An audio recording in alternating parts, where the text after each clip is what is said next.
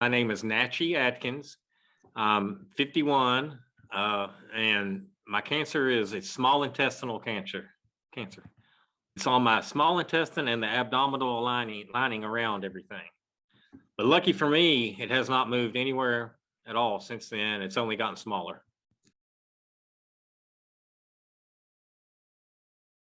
Ileostomy, and then of course I have a pump or a port installed so they can feed my chemotherapy through a port, which makes things a lot easier for me and for them. Yeah, because you know, when you first start out, I think everybody does the same thing from the research I've done, but you wear sweatpants and stuff.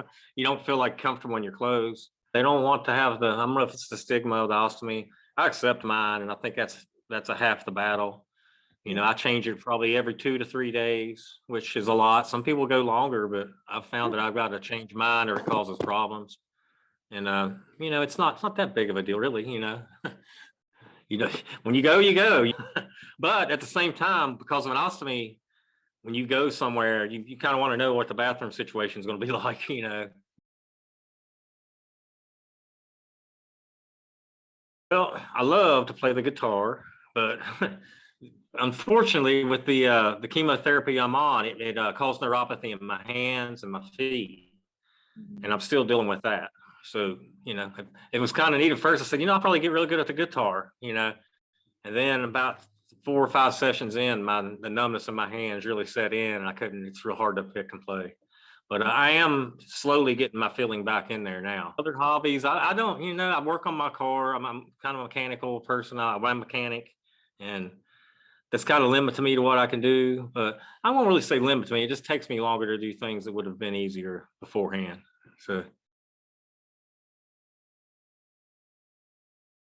oh wow, you know, it changes your outlook. It starts out. I can't speak for everyone, but you know, you're pretty depressed in the beginning. My outlook's a lot better on things now because I do see a future now. You know, I do feel like the treatments are working, and I'm not depressed about it or anything. And anything I have to use my hands, it's a little bit harder to do because of the, you know, you'd be surprised when your fingertips are numb. It's hard to picking up a piece of silverware out of the drawer was hard in the beginning. And of course now I've learned I don't drop things like I was doing. I was kind of dropping stuff.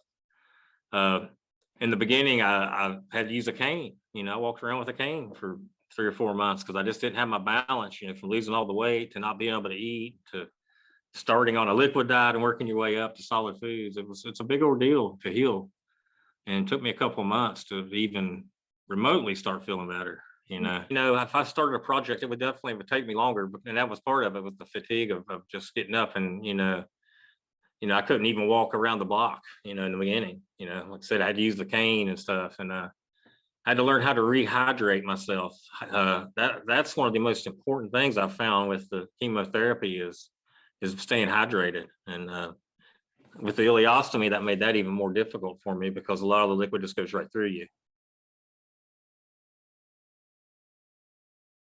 In the beginning, I was very depressed because it's just so much of a load of all the information that you're getting.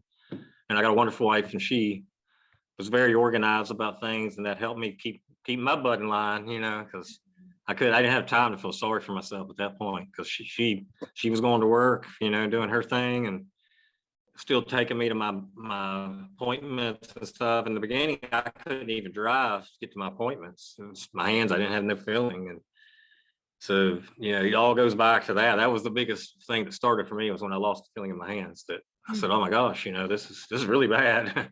You know, even though I was starting to feel better, I had another challenge, I guess.